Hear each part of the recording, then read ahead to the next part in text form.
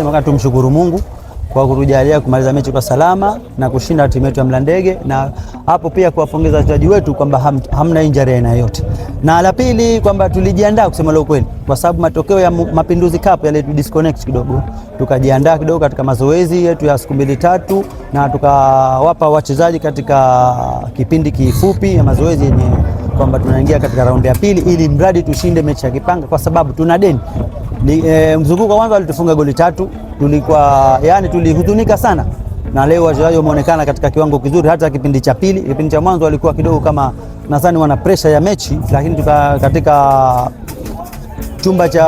chumba cha kubadilisha tuliwaambia kwamba mpira ni mchezo wa wazi, kwa hiyo tujitahidini, tutulie, tucheze ni mpira. Na kama unavyoona ndugu mtangazaji, tumetulia kidogo na tukapata goli, na namshukuru sana striker mpya alioingia, kwa sababu alijituma kidogo, alionyesha kwamba na mimi tena naingia katika timu ya Mlandege.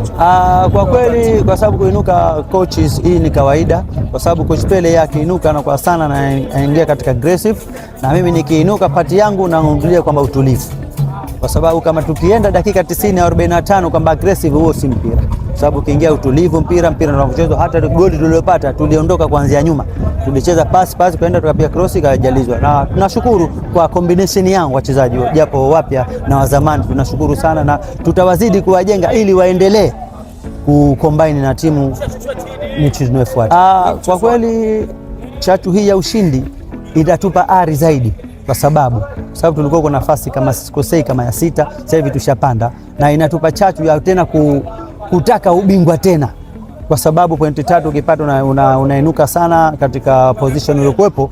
Na pia ubingwa, yani tuseme ukweli, ubingwa tunautaka ubingwa timu ya Mlandege, ili kuweka performance yetu kwa kutoa aibu ya Mapinduzi Cup.